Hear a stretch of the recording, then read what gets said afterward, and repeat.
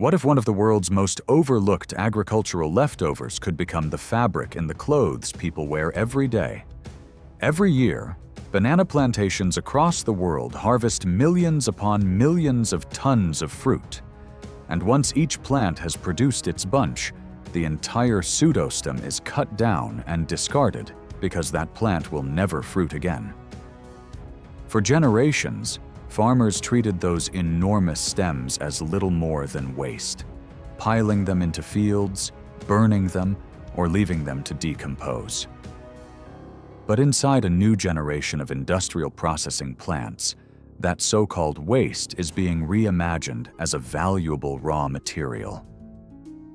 Today, we're taking you deep inside a modern banana fiber processing factory to follow the complete journey of the banana pseudostem. From freshly harvested plantation waste to textile-grade natural fiber refined enough to be used in women's underwear. This is not handcrafting or cottage industry. This is industrial-scale fiber extraction powered by conveyors, decorticators, dryers, grading systems, and precision engineering. At first glance, a banana stem does not look like a useful industrial material. It is bulky, dripping with moisture, and soft enough to cut apart with relative ease. But the banana plant hides an important secret. It is not actually a tree. What appears to be a trunk is a pseudostem, a tightly compressed cylinder made from overlapping leaf sheaths, wrapped around one another in dense layers. Embedded inside those layers are long, cellulose-rich fibers that provide structural support to the plant as it grows. Those fibers are surprisingly strong, lightweight, and naturally biodegradable. For decades, they went largely ignored because extracting them efficiently was too labor-intensive. But with modern machinery, manufacturers can now separate those fibers at scale, turning agricultural residue into a commercial raw material for textiles, composites, rope, paper, and specialty fabrics. The process begins immediately after harvest in the banana plantations. Once the fruit bunch has been removed, workers cut down the remaining pseudostem and trim it into transportable lengths. Timing is critical because banana stems contain enormous amounts of water, often over 90% of their total weight, and begin breaking down quickly in tropical heat. If they sit too long, fermentation and microbial growth can degrade the fibers before processing even begins. Trucks arrive at the plant loaded with freshly cut stems stacked in massive bundles, each one heavy, slippery, and saturated with plant juice. The unloading area resembles a biomass yard, more than a textile facility, with mountains of green stems piled high as forklifts and loaders move them toward the production line.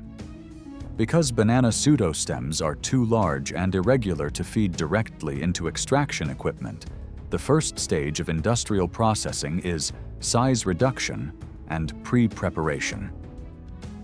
Operators place the stems onto heavy-duty conveyors that carry them toward industrial cutting stations equipped with rotating blades, shredders, or guillotine cutters. These machines slice the stems into shorter sections, opening up the dense layered structure inside. Once sectioned, additional splitting mechanisms may divide the pseudostem lengthwise, exposing the sheath layers more clearly and allowing downstream equipment to separate them more effectively. Some advanced facilities even categorize the inner and outer layers at this stage, since outer sheaths often produce coarser fiber, while inner layers yield finer strands better suited for textile applications. Now, the real transformation begins. The prepared banana stem sections enter decortication machines, the core equipment of the entire factory. These industrial extractors are specifically designed to strip away the wet, fleshy plant tissue while preserving the fibrous vascular bundles running through the sheath walls. Inside the machine, rollers grip the stem sections and pull them through scraping assemblies fitted with blades or pressure plates. The soft pulp is crushed, torn away, and expelled as waste slurry, while the tougher cellulose fibers survive the process and emerge as long, tangled strands. The extraction process is aggressive, wet, and extremely messy, with juice, pulp, and shredded plant matter flying from the machine as raw fiber peels free. Every setting must be carefully controlled. Too much pressure can snap the fibers or reduce their length. Too little leaves behind excess plant tissue and lowers product quality. Achieving maximum yield requires constant operator monitoring and calibration. Fresh from extraction, the fibers are still dirty, sticky, and unsuitable for textile use. They remain coated in sap, pectin, lignin residues, microscopic plant fragments, and natural sugars that would cause discoloration, odor, or degradation if left untreated. To remove these contaminants, the raw fibers move through washing systems that may include spray tunnels, immersion baths, rotating drum washers, or flowing water channels. High-pressure sprays blast away loose residue, while agitation systems separate clumped bundles into cleaner strands. In more advanced operations, enzymatic or mild chemical treatments help dissolve binding compounds without weakening the cellulose structure. This stage dramatically improves cleanliness, flexibility, and visual quality. Once washed, the fibers must be dried rapidly and evenly.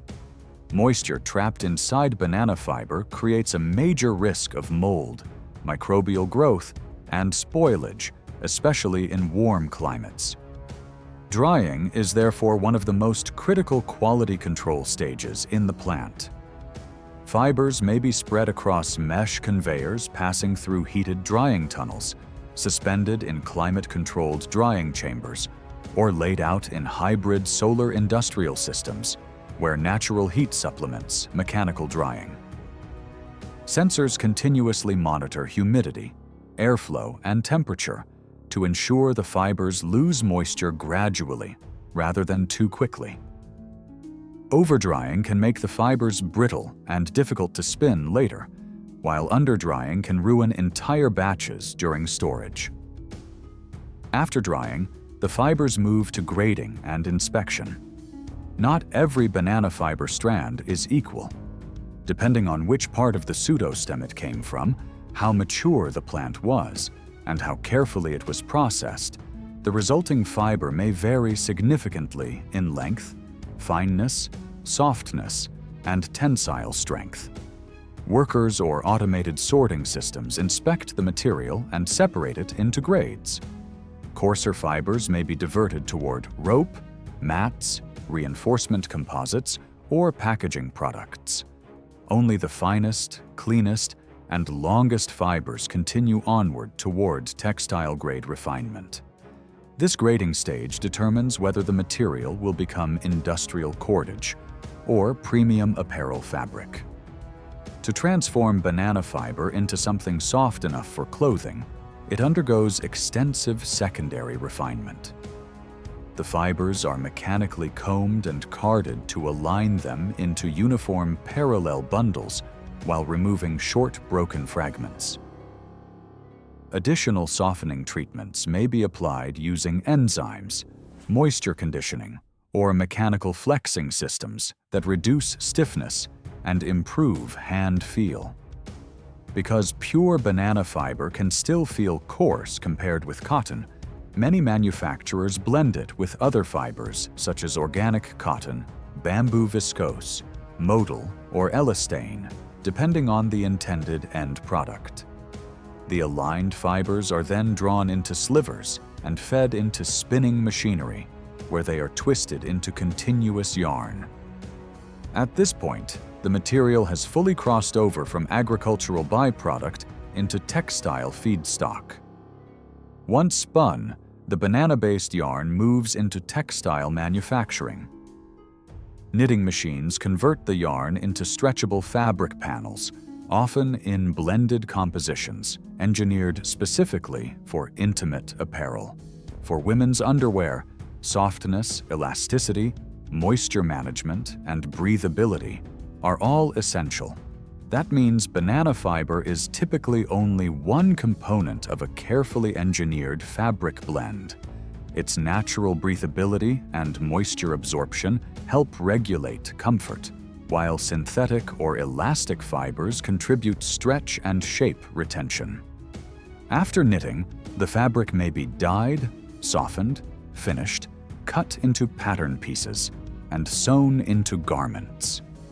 What began as a dripping green pseudostem in a plantation has now become part of a finished consumer product hanging in a retail store.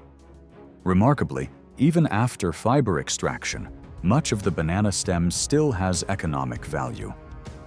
The pulpy biomass removed during decortication can be composted into fertilizer and returned to plantations, closing the agricultural loop. Some facilities process the waste into biofuel feedstock or biogas through anaerobic digestion. Liquid runoff may be filtered and treated before reuse, while residual solids can be dried for low-grade industrial applications. In highly optimized plants, very little of the original pseudostem goes unused. What once represented an agricultural disposal problem becomes multiple streams of usable output.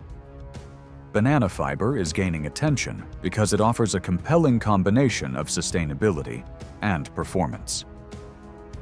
Unlike dedicated fiber crops, it requires no additional farmland because it comes from a waste stream already created by banana farming. It is renewable, biodegradable, and significantly more eco-friendly than petroleum-based synthetic fibers. At the same time, it offers respectable strength, low density, and useful moisture management properties.